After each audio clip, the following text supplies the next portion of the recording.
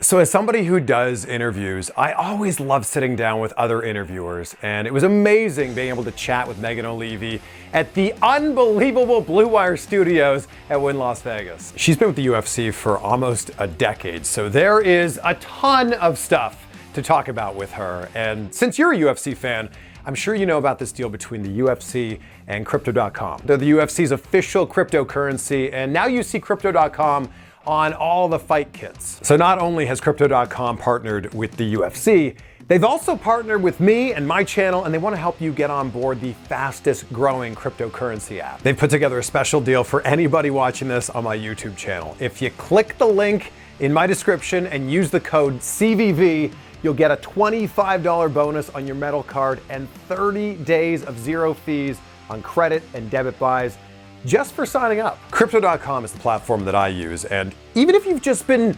thinking about dipping your toe into the world of cryptocurrency, this is the perfect opportunity because they're gonna give you a $25 bonus just for clicking that link, just for using the code CVV.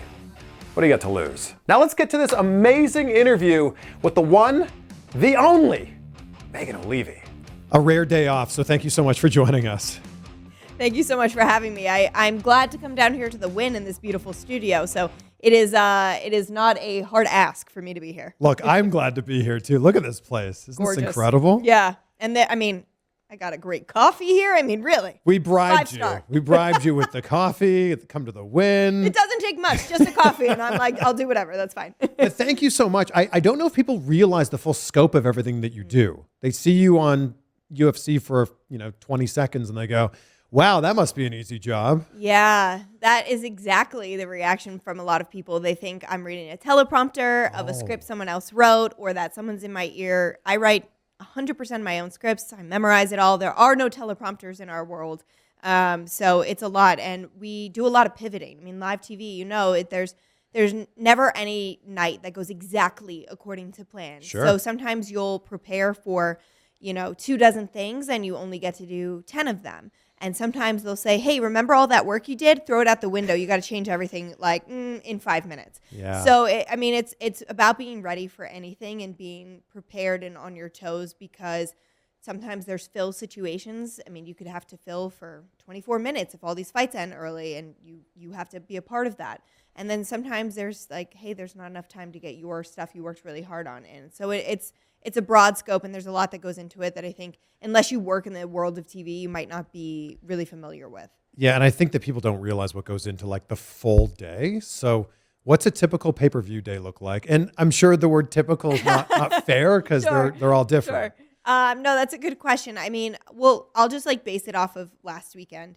So I do rehearsals for those intricate hits that you see because they have to be so perfectly timed with the fighter's walk, with where the camera's going, what I'm saying. We rehearse those so that when a fighter is in that position, they look as perfect that you see on TV. So I arrived at 10:30 in the morning. Wow. Yeah, I get some hair and makeup. We go into rehearsal. After rehearsal, I'll just edit my scripts a little bit if I felt like something else felt smoother to say, or hey, this went a little longer, this was a little short. I'll do a little bit of editing, kind of start memorizing as much as I can. The rest of the team comes in, and then we all try and grab some food while we can, and we hit the ground running. The fights started at 3, and that's pretty typical for a West Coast show. And then we don't stop. I left the building close to midnight, so it's a very long day. It's 14 hours. Yeah, Wow. and I do my job, on the live broadcast, so you'll see me, contribute to the commentary team. I'll do reports, I'll do interviews, but then I'm also interviewing all the winners from the night as well as some of the people who did not win, and then I host a show for ESPN at the end of the night as well. So it's a lot of different roles and a lot of different variables, and a very long day. So normally when I come home, I'm just trying to eat 17 tacos and go to bed. And I don't know if everybody realizes that what we're doing right now is an interview. What you do post-fight is also called an interview, but such a totally different type of conversation. Yeah. I mean, there's a lot that goes into those because every athlete, no matter what the outcome is, they're still so full of adrenaline. I mean, they went out there and they're fighting another human being. So it's not like they're totally, even the most calm or professional fighters, they're still running on these different emotions and feelings and really these things that are biologically inside of them because they just got into a fight with another human being. So, we're just trying to get the best out of them. My job is to give them a platform to tell us what happened, how they felt, what they want to do next. It's not really to retell the same story, but it's to get things in their words. And sometimes that can be more challenging. Sometimes athletes don't even remember. They'll be like, I have no idea what even happened the last 2 rounds. They were so full of adrenaline. So it's always different. And that's what makes it fun it's always a unique challenge. Even on the same night, no interview will ever be the same. How many different ways have you found that you can ask, how are you feeling? Because that's essentially what we want to know as the audience. How are they feeling after a win or a loss? Yeah, that's a good question because you definitely always phrase things differently and try to be, diverse in the way you're speaking to people. But it also has a lot to do with each individual personality. Some people you can't just dive right into an interview with. You can't just start asking them questions about the fight. You almost have to ask them one question to make them comfortable. Some people, they want to get in and out. So you better cut your words down to the bare minimum, have the right wording and phrasing. So that they can get out of the interview as well. There's so many things that are involved in those interviews, but it is about how they're doing, and it's about what they're thinking for their future, and how so much rides on a singular fight, which you don't really see in a lot of other sports. There's always another opportunity, or it was a team effort, or hey, you've got another match later today, but that's not how it exists in our world. Yeah. So there's a lot that goes into it, and being able to get them to best express themselves is like when I feel like I'm doing my job. And you only have a handful of questions, right? Like if it's a post-fight interview, it's 2, maybe 3 questions. Yes, and that is what's hard because they're for television. Their time. So our window is usually around 2.5 minutes, which is not very long. No. If you're doing something for digital or another platform where you can have 5 full minutes, it's amazing. Yeah. Because you can get these complete thoughts and you can really finish all of these ideas. But when you're on TV and maybe their second answer is super long and you're getting wrapped, there's nothing you can do. And sometimes I'm like, oh, it's killing me to not ask this final question. Sometimes I'll try and sneak it in and say, hey, really quick, give me this answer. But I mean, it's an art. And I think that's a lot of, like I said, that people don't realize that working in these time windows and working with, a control room that's not directly in front of you, and you're trying to figure out where can I go from here to get a clear ending, but toss it back. I mean, there's a lot in play. Yeah. Who's the fighter you have the most fun with?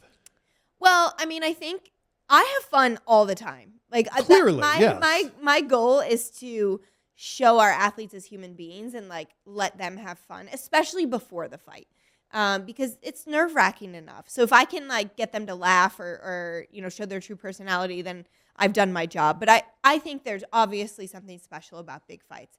So when Ronda was fighting, she was definitely one of my favorites. When Conor fights, when a Diaz brother fights, even like Jorge and Colby, when these big names fight, there's something a little extra that's on the interviews. And they're usually such pros at answering questions or being present in these one-on-one situations that they can make the experience easier on me and more fun for the viewer. And I think that's always where it's a little more entertaining to be a part of, just because they know how to play the game. And it is a little bit, an art for them as well. And they have to know how to pretend it's the first time they've heard these questions, or not give a canned answer, down a row. Always give this a genuine, honest thought. So I think when they're bigger names, not that they mean more anything to me, but I think just the way they've had repetition and they understand the game, I think those can be a little more fun. You mentioned Ronda and Conor. How much have they changed the course of your career? Oh my God, like a million. I can confidently tell you that I would not be in the position I am in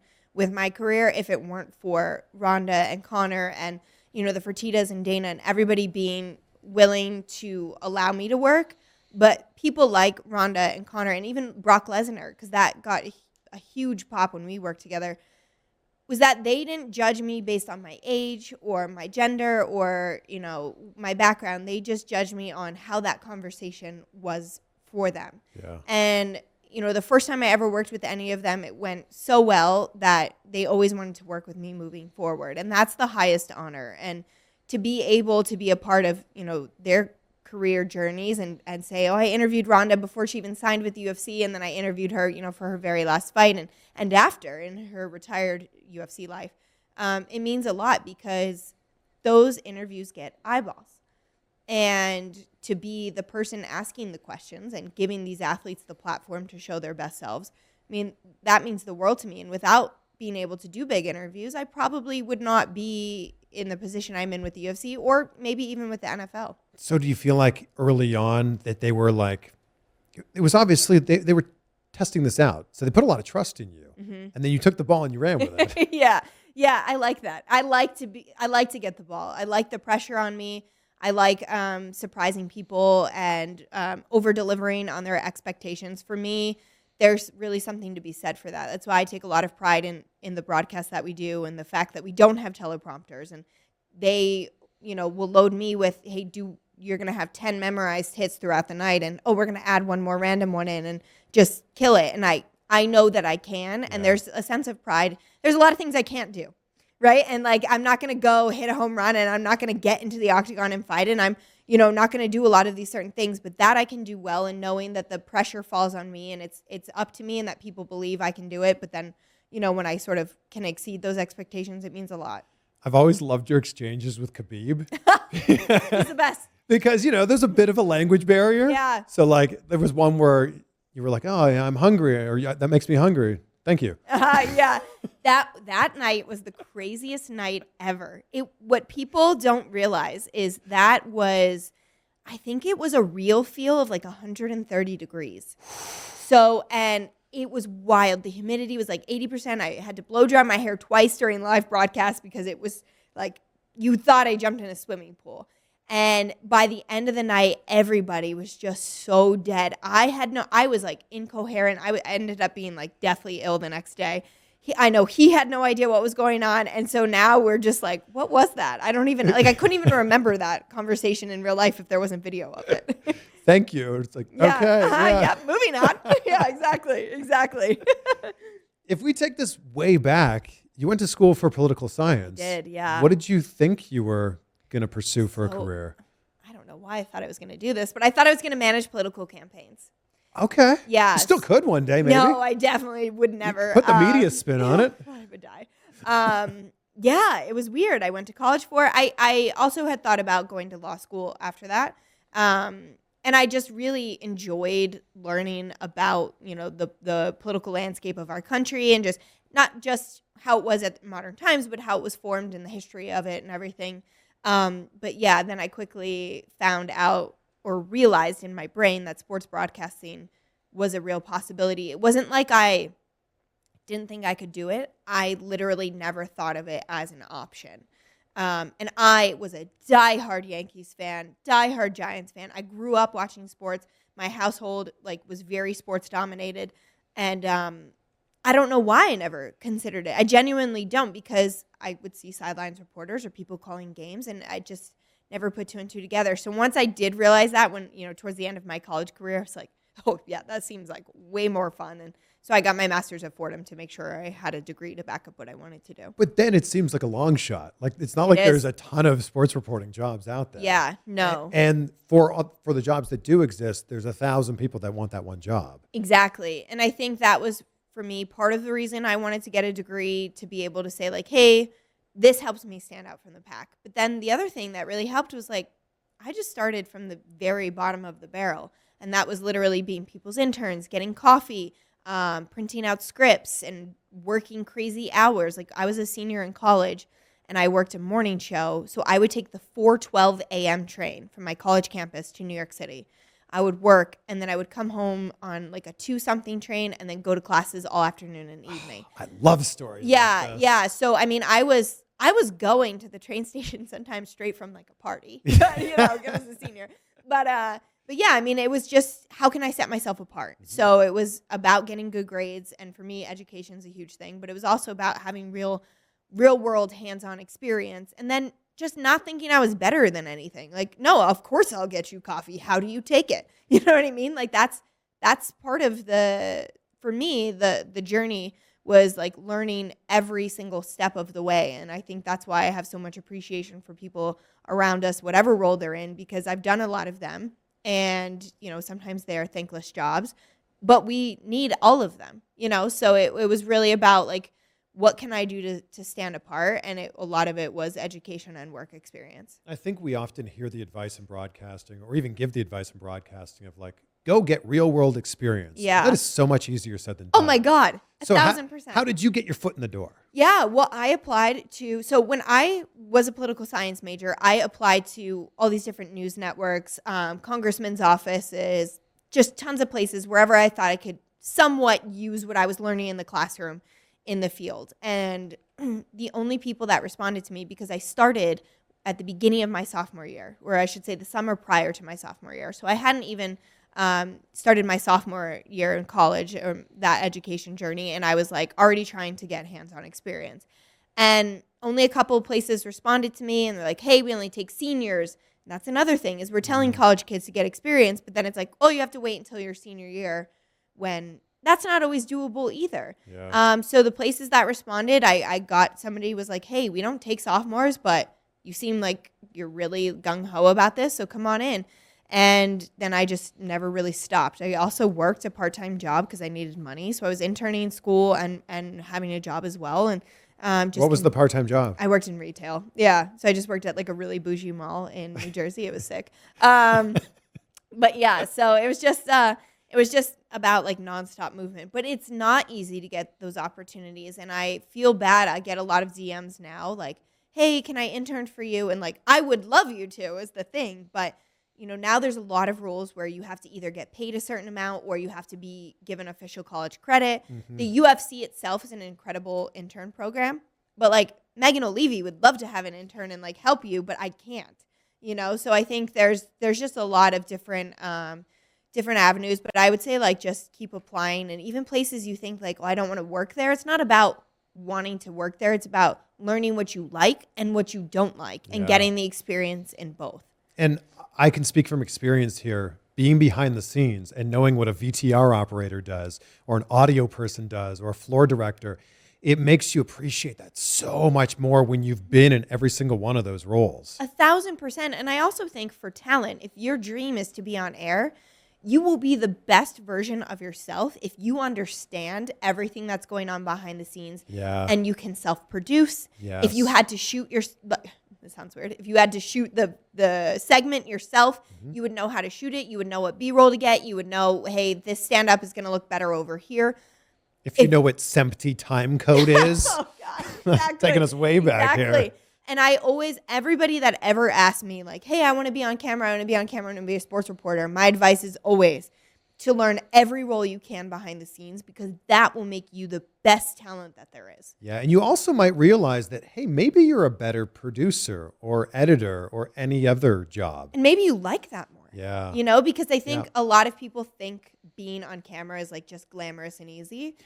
But it also comes with like the critical parts too. You know, it's not easy, it's high pressure, but if something goes wrong, whether it's your fault or not, you're the one on camera and you're going to get the heat for it. Yeah. And that's a lot for people sometimes, you know? So I think exploring those other roles also opens up a world that you might not have known existed prior to.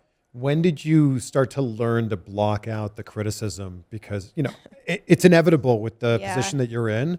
I'm sure every time you're on camera, it's just a flood of tweets, and I'm sure not all of them are nice. Yeah, I mean, I'm fortunate that the majority of the time they're all really kind. But when there is one that is not great, that's what sticks with you. And to this day, I still struggle with it. I'd be lying if I said I didn't. I mean, I try to ignore things, and I can ignore like a lot, unfortunately. If I do get criticism, sometimes it's like people just don't like how I look or my outfit or whatever. And that's a lot easier to ignore. Yeah. I'm fortunate that there's not a lot that comes from my work or my intelligence, because I think that's, if there ever is a comment in that regard, that's where it sort of stings. And so I wish I could say like I'm amazing at blocking that out. I'm pretty good at it, but I'm still human, and there are days where you're just like, shoot. But I can tell you, like, nobody will ever be a harsher critic on me than I am on myself, and to a detriment sometimes. But I think it's what keeps me going every week and, has me like trying to be the best version of myself is that I strive for perfection. And you can never get that in live TV. No, and you also have to realize that like once it's done, it's done. There's nothing you can do to change that. Exactly. Especially when it's live TV. Exactly. Yeah. It's happened, it's out there, and it's on to the next hit. Exactly. You have to put it behind you. Yeah. Even like this weekend, I had hits that were not perfect. There was actually a lot that went on behind the scenes as well. We did not notice it. Oh, thanks. Yeah, but it was like, oh, that hit was terrible. But okay, there's nothing I can do. I have one on the next fight, and I just have to move on. Yeah. And we keep referencing last weekend, and for everybody, that was Colby and Jorge Masvidal. Yes, UFC 272. Yeah. So I don't. This might come out in a week or two. Oh, so yeah. now everybody knows. Now people know. Yeah. So what was the first paying broadcasting job for you? So that's a good question. Well, I think the very first one, I was hired to do like sidelines for college lacrosse. What city? $200, some rural New Jersey, like middle of the state. Didn't know anything about lacrosse. Was like, okay, if you're going to give me a shot, I'm going to try. I tried to learn everything I could. I did halftime interviews and game breaks and stuff, and it wasn't great, but it certainly was an opportunity and one that I didn't just think like, oh, well, I'll just wing it. I never do that. Even no matter how well I know somebody or how well I think I know something, I can never operate like that. So I worked really hard at it, and they went good enough that it moved on to other opportunities and more. But I think that was my first paying broadcast job. Yeah. How did you first find out about this UFC opportunity? So that's a good question. So I worked in New York City, and I was going to grad school, was interning and working. And my boss there was sort of connected in the UFC world. And then I just started meeting people. Some of my neighbors in my neighborhood all trained at Renzo Gracie's. So I would just like go here, I'd go to dinner one night and I'd meet some people and go out one night and meet others, or I'd be at work and be introduced to someone.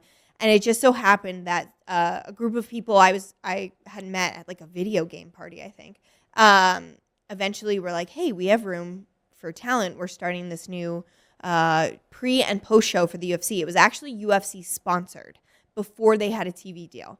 Wow. And they're like, we're going to have Dave Farah host, who is still one of my closest friends today and such a talent in this world. And they're like, hey, Dave Farah's going to host. We're looking for a co-host. My brother is a very talented wrestler. I come from a family of wrestlers and combat sports athletes. And they're like, do you think you could do it? I'm like, okay. So I just said, yeah, like I probably was not ready. And I, probably should have like been more concerned, but I'm like, yeah, I think I can. And I just worked super hard at it. And so we, for like a year or two, might have even been 3 years, we had this official pre and post show for the UFC, which was very cool. All pay-per-views. We traveled the world and did them for the company. And then once they got their TV deal is when I sort of moved over to working with Fox and a little bit more on the TV side. But yeah, the first opportunity was with a company called Heavy, who did the pre and post show. Heavy.com, right? Yeah. Yeah. Yep. What was your first memory of watching a UFC fight? Well, I remember watching Chuck and Tito, like in someone's basement a long time ago. I think that's where I watched it too. Yeah. I remember watching that. And then honestly, I didn't have like a lot. I saw a couple, I feel like I saw a couple of Randy Couture fights because of the wrestling tie-in. A lot of people that were in my life and my family's life, knew Randy or whatever it may be. So I remember watching some of his fights. But I didn't have a ton of exposure to just the sport. I had a ton of exposure to boxing, kickboxing, and wrestling, but not the sport of mixed martial arts or the organization of the UFC. So probably not until I actually got the opportunity presented to me, not that I had the job yet, is when I started diving in and being like, okay, what is going on here? Let me make sure I know what's going on. I knew a ton of the guys from like NCAA wrestling, and like, oh, okay, I know this guy and that guy, but understanding the rule set and how the organization worked and everything, that was like a lot of studying and a lot of work to make sure I knew what the heck was going on. I think it's absurd, but I'm sure you get flack sometimes because you're not an MMA fighter. Right. And I think that's so ridiculous. No, it's sort of insane because we're broadcasters. We're watching the fight on a broadcast. In other sports, I mean, Aaron Andrews, Joe Buck, they're not like, they don't have field experience, Yeah. But it's about being able to, for me, give our athletes a platform with my questions, but also know how to tell their stories. And it is not my job to break down fights. It is not my job to analyze what's happening in there. Now, if I needed to add to the commentary team and it was a lot of storyline and stuff like that, I could certainly do it, and I would love to do it. But it's not my job to be in there as a former fighter or anything. That's where someone like Misha Tate, she can step in. She's done commentary for us before and other organizations. Like, she's a former UFC champion. She gets it. She can speak to that in volumes. But it's my job to tell the stories. And I think that's like something that's really important about the world of broadcasting, if you want to be in it, is knowing what your role is and not trying to overstep and show. Because I know a lot, but it doesn't mean I always have the opportunity to show them what I know or tell them what I know. That's not what it is. It's about the athletes. And so to know what that role is, and my role is not to, come in there being a fight expert, because I will never be. I am not a UFC champion. I'm not a UFC contender. I will not relate to them in that regard, but I am married to a fighter, and I know what stories I wanted to be told about him, and I know how hard these athletes work and who they are as human beings, and to be able to give them the platform to tell their stories or to help me tell them, that's what my job is. I love that you're saying storyteller, because that is the job of a broadcaster. And I don't know if everybody realizes that. And the thing that fascinates me the most is you and I could have some crazy thing happen to us today, and when we go back and tell our friends and family about it, our version of the story will be slightly different in the way that we tell it. And I think that that's what's really exciting about broadcasting. It's telling a story in the most informative and entertaining way. Exactly. And there are 700 fighters on our roster, and every single one of them... Can you name all of them? No, God. And every single one of them have a unique story, because you don't get there, because your life was perfect. So they all have so much that is worth telling. And my goal is to always give people a reason to care. You might not know anything about fighting. You might not even like watching the sport. But if you can care about them as a human being, then I've done my job. Did you ever think you'd be married to a fighter? No, my God, no. I never thought, like I said, I grew up in a house of wrestlers and, combat sports athletes. And I never dated anybody that wrestled or fought or anything. I was like, no.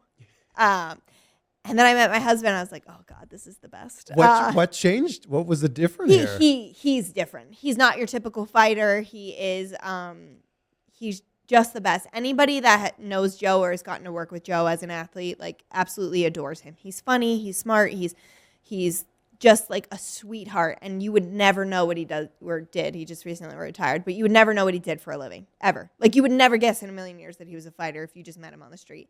And then when he was fighting, he was always just so good to be around. He never got crabby or mean or anything. He's just the best. And so it just ended up working out perfectly. What's going to be next for him? Like, retiring at this age, it always sounds so strange. Yeah. But what's going to be next? Well, it's a good question.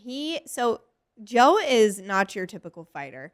He is an artist, honestly. He loves the arts. He is the guy who will go to a museum in every city he goes to. He loves culture and art, restaurants, travel. So he actually loves film, and he just started a podcast called The Ultimate Film Club. So UFC, but in a different way. And he brings in like one of his famous fighter friends or journalist friends or somebody who's on TV, and they talk about a specific movie. And I'm such a huge film fan. Yeah. So I need to have him on the show. You have to. So we can talk about film and his podcast. Yeah, so he doesn't have to talk to me about film, because I watch like trash TV. I'm like, bro, I don't know what you're saying. Like, I'll listen to you, but like, I can't. Okay. Like, are they on Selling Sunset? Yeah, okay, right. They're not. Exactly. I did bring him in the gutter with me. He watches some of that show's so good. No, so good. I'm addicted to that show. So do you think he'd ever make a film? I don't know. I think maybe. I think there's a lot of things that Joe could do, honestly. And I'm not just saying that because I'm his wife. I think he would be an amazing clothing designer or stylist. He plans the greatest trips of all time, like down to the second. I mean, he could tell you the best coffee shop in like a little town in Mexico to go to. He could be incredible planning itineraries, but I think movies is really like where his heart is. He loves to kind of escape into that world of film for a couple of hours and then discuss and digest everything that happened. So I don't know if he'd make one, but I certainly could see him working on a film one day. I feel like with you being in UFC for so long, you've seen so many different changes. Yeah. What do you think's been the biggest shift that you've seen? I think now the mainstream acceptance is there. And I don't think it really was there even a couple of years ago.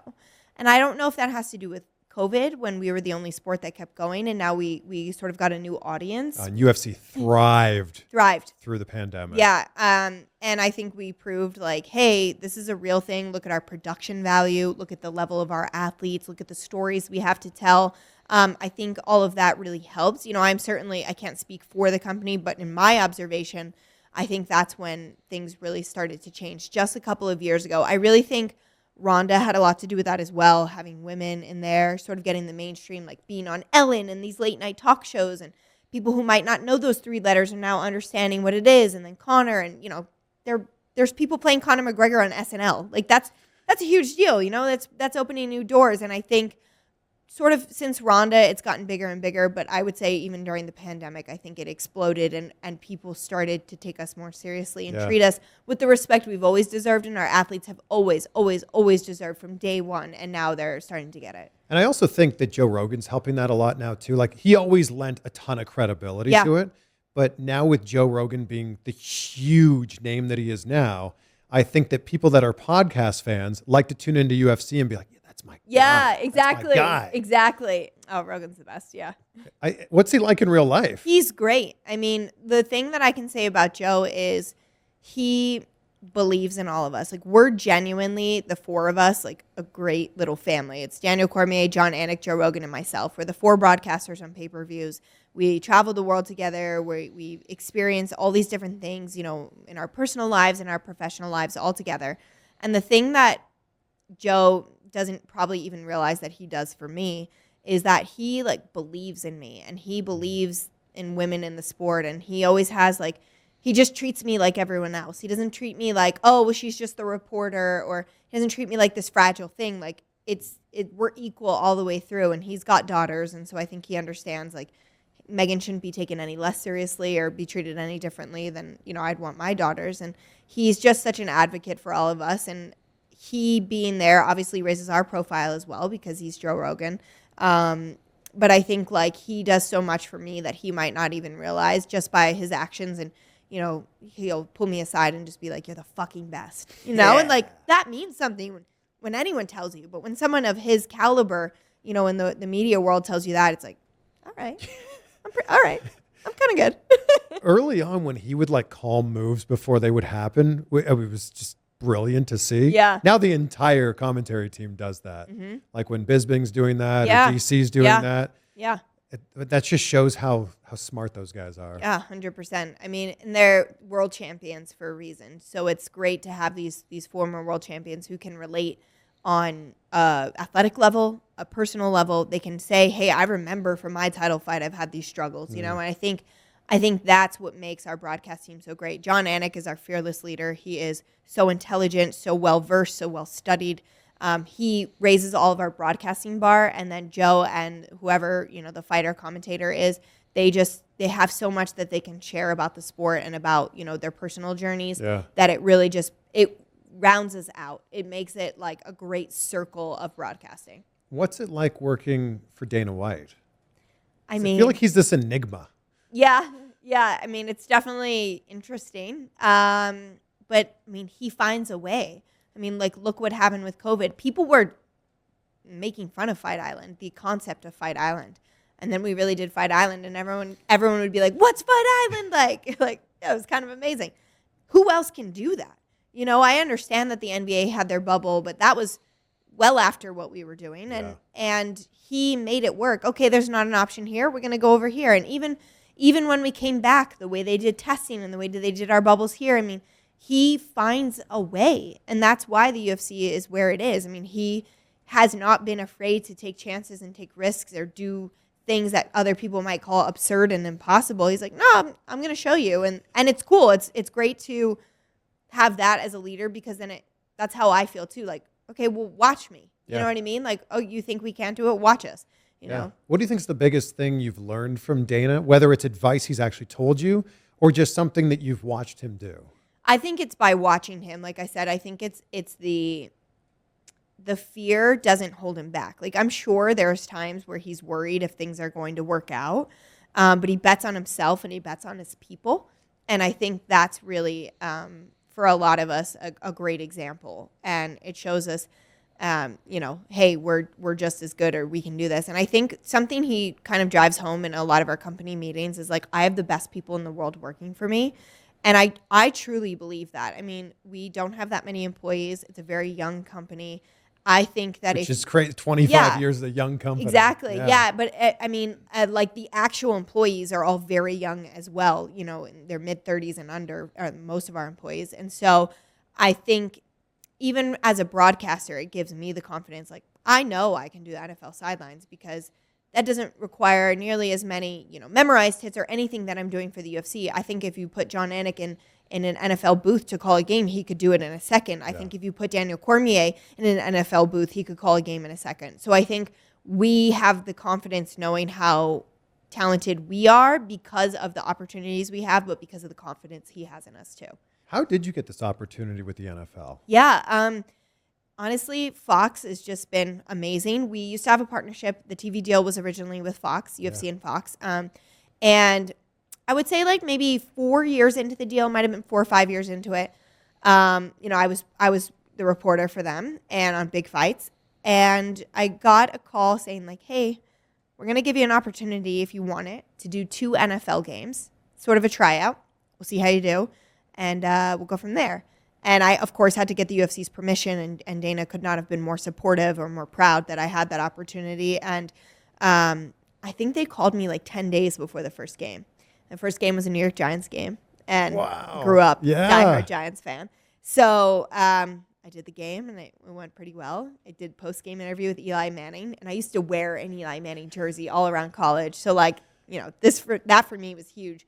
And then I had a game the next week, and they were like, hey, here's some more games. And it just never stopped. They gave me that opportunity. They saw what I did for UFC, and they didn't think it was just relegated to, combat sports. Hey, she's a good broadcaster. Yeah. And that's, that means so much to me. So to grow into the position with the NFL and Fox that I am in now there's nothing like it. Because even the smallest game of the week, we'll call it, is still a huge deal. And I'm still on an NFL sideline on Sunday, and I do not take that for granted. Like, to me, that it means the world. I mean, it's America's sport. And there's only 17 of them a year. Well, and plus playoffs. But yes, and it matters. So sometimes I would be taking a red eye from a fight on Saturday night into a game on Sunday morning, going right to the field and talking to players to make sure I have the most up-to-date information. But that gives me, like, so much confidence because it's, while I take so much, and I feel like my role with UFC is so dynamic and amazing, to know that like people just watching on a Sunday see you as well and they recognize that. I mean, for some reason it just resonates different with people. Yeah. Wow. So where does it go from here? Because you know how many people are listening to this right now going, man, I want your job. Yeah. You know how badly I would do anything to have your job. Yeah. Yeah. No, I'm super fortunate. I mean, I want to keep doing what I'm doing and then some. I want to be the best storyteller there is. I very much look up to someone like Tom Rinaldi, and I hope that I can one day be, like him. His E60 stories. Oh my God. Like I think everyone, he makes me cry. Oh, shut up. Yeah. No. I mean, I just want to be the best storyteller, and whether that means producing shows, and not just, not being talent, but just producing and being able to tell these stories. I mean, I still would really love to also do some sort of morning show as well. But I don't think that there's a reason to ever have to step away from the roles I do on the weekends. I just want to fill my weekdays a little bit more. Yeah. Oh, what's the best UFC moment you've been Cageside for? Because you've been there for all the big ones, I feel like. That's a great question. And I try to think about this, and I feel like the other day I had a perfect answer and now it's out of my brain. I think there's a few. The one that's most recent is the Joanna Wele fight. That is one of the greatest fights in UFC history. Yeah. It was a women's fight, which makes it even cooler, honestly, because women have not even been fighting for a decade in the UFC. That was one of them. But I think probably the most recent, and it's not an actual fight, but when we brought fans back for the first time in Jacksonville, that night was so special for all of us. Like, all of us cried. The building was packed from the first moment. There's a little sort of jingle that plays before they play the intro to the fight. And they played it for the first one, and the crowd went insane. I literally have chills thinking about it. And I just remember feeling so grateful that we had some semblance of normalcy after what all of us as a world had gone through, and that we could just come together for this night and this sporting event. And we were the ones who got to tell those stories, and we were the ones who got to be there that night. Like, that will sit with me forever. I mean, the feeling of it will not go away. As soon as I recall it, and like, oh my gosh, I'm transported back. That was just so special because you just felt like you were helping the world move on a little bit. What do you think's the hardest part about your job that most viewers never see? Oh, the balance. The hardest part of my job on Fight Night is the balance and then certainly the balance going from a fight to an NFL game and being equally prepared for them as well. Yeah. People don't realize, like, we're communicating with ESPN the whole time about, hey, we're going to need this. We need you on set for the post show for this. We need this post-fight interview. If you have time, can you grab this person? We need an update. So we're in constant communication. I have anywhere between 5 to 15 hits to memorize a night. And you can't just memorize 15 at a time. You have to kind of do them one by one. And so you're always doing that. You're taking notes on the fight that's happening because you have to interview the winner. So the amount of balance that goes into them. Sometimes I'm interviewing someone during a fight. Like, I was doing an interview as the very beginning of the first round of Masvidal and Covington happened. So I had to go back on my phone during the break between rounds and make sure that I saw what was going on so I can have that experience. So it's about the balance and being able to give as much respect and time to every single thing that you are asked to do on that evening, because it's impossible to just do one thing. It's 15 things we have to do a night and do them all well. And then I'm sure there's times when you're preparing, watching a fight, and then boom, the fight's over in 5 seconds. Yeah. And then it's like, oh, we need to get in position right now. Right.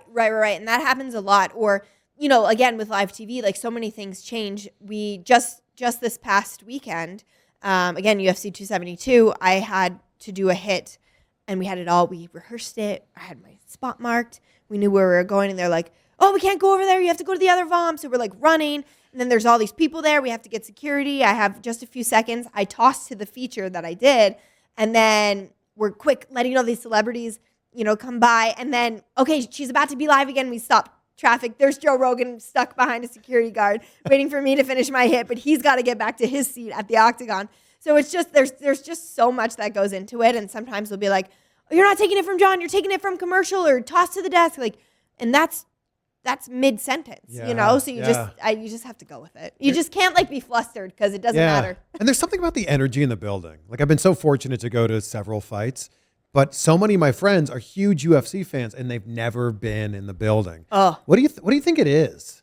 I don't know, but I think we do our in-house show probably better than anybody, maybe in all of sports. There's so much that you will never see on TV that happens in-house. It's a long day. I will say that for people. Like, it's if you plan on going for the pre-fights all the way to the main event, it's a long commitment. day. Yes. It's a lot of beers. It's sort of like a sporting event / concert sometimes, the way it feels with the energy, because a lot of times other organizations will sort of neglect their in-house. And they'll play some stuff here and there, but they're not trying to keep people riveted. Yeah, it's a TV show for them. Yes. I often say that's unfortunately what WWE is like sometimes. It's a TV show. Yes. And when they go to commercial break, it just goes black and you're like, whoa. No, I remember that. What happened? First time I went to a WWE show, I felt like that. I was like, oh, I'm sort of bored. And then out of nowhere, someone's entrance music hits and you're like, oh.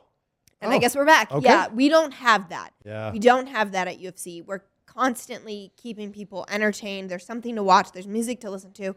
It is very much like a party vibe when it is not an actual fight occurring. Yeah.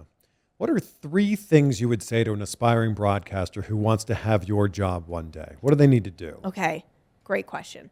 Number 1, just work really hard. And I don't believe that means you have to get a degree in something. I don't necessarily think you have to intern, but whatever you're doing, work as hard as possible at it. Second thing and most important thing is treat people well. People might not remember how your hits were or how talented you were, but they will certainly remember how you treated people. Yeah. And if you can just keep that in mind and treat people the way you want to be treated, because you're not always going to be treated well if you're just getting coffee for people or you're just, printing out scripts. But if you want to be treated better, like start with yourself and start by treating everyone around you with respect and dignity and kindness. That's by far my best advice. And then don't be afraid to start at the very lowest level. I think, unfortunately, with the world of YouTube and social media, sometimes people think it starts here, but really it starts way down here. Yeah. And even those people who are finding success on YouTube and social media, they probably did a ton of work to get there. You're just not seeing that part of the iceberg, as people say. So I believe if it's just digital content and you don't like the sport, like I said, I started with lacrosse in the middle of New Jersey, and it was on a digital provider. All right, well, that wasn't certainly my dream, but it was a step, and it was a step in the right direction. You have to get those reps and that experience to continue to grow and build, because doing things the right way will make your success easier, and it will make those times where you finally get the opportunity to be on a live broadcast on TV, you'll be ready for that because you took the proper steps to get there. And it's a lot easier to make mistakes when less people are watching. If you're getting your foot in the door in the UFC or the NFL and you're making those mistakes in front of millions of people, so it's a lot tougher than making them on the sidelines of a lacrosse game in a small town. Yeah, give yourself the best chance for success. And that is all by hard work, treating people right, and starting with the right steps. Not just believing, hey, I got my master's, I shouldn't have to do this low-level stuff. No, you still do. Yep. Those are 3 great pieces of advice. Thanks. I have loved this conversation. Me too. It's so great picking your brain, and I always love talking to fellow broadcasters. I end every conversation with the same question because I love gratitude. Okay. I start and end every day saying out loud 3 things I'm grateful for. So, Megan, what are 3 things in your life you're grateful for right now? Well, number 1, my health. I think in these uncertain times, it's something we can't take for granted. We just had a good friend pass away at, not even 40 years old. Wow. And I think when you can remember, hey, I have my health, my husband has his health, my parents have their health, that is there's nothing more important than that. Everything else is easy to navigate around, but having your health is incredible. So I'd say that. I'd certainly say my family. I have an amazing family, an amazing husband. Even my dog is the best, and it's like... What's your dog's name? Benny. Benny. Yeah, he's the best. Health, family, and probably just opportunities. I don't take for granted that I have great opportunities. I have great relationships, and I'm able to do things that I've only dreamed about. And I don't take that for granted. I love, like you said, starting every day and ending every day with gratitude, because if you don't have gratitude, you don't know why you're doing things, and it's easy to get jaded and do things for the wrong reason. But if you can find the gratitude in every day, and even if it's like, hey, the fact that I'm alive is what I'm grateful for today, it's all right. I love that, because no day's perfect, but I would say that there's always good moments in every day. Exactly. And if you can be grateful for those moments, it's really difficult to be angry when you're being grateful. 100%. There's always something to be grateful for. I'm going to ask you the toughest question now. Oh, no. What is your favorite UFC match of all time? Probably Whaley and Joanna. Okay. Yeah. I would say that's probably my favorite match, but I will say Kamaru versus Jorge on Fight Island. Ooh. Because of the significance of that, because we knew the world was watching and we're in this weird bubble that we're all just playing it by ear every day. Where were you? If we pause the video, where were you when the Conor melee went down there, that whole thing? I was actually walking backstage. Okay. So, because I have to get ready for all the interviews that happen afterwards. So I was fortunate I was not octagon side for that. All of my friends were, all my colleagues. Yeah. No, I was very fortunate. I sort of had the aftermath of interviewing everybody and getting everybody's sides, and then we're seeing replays from different cameras and oh, well, that's a little different. Well, that's not what you said.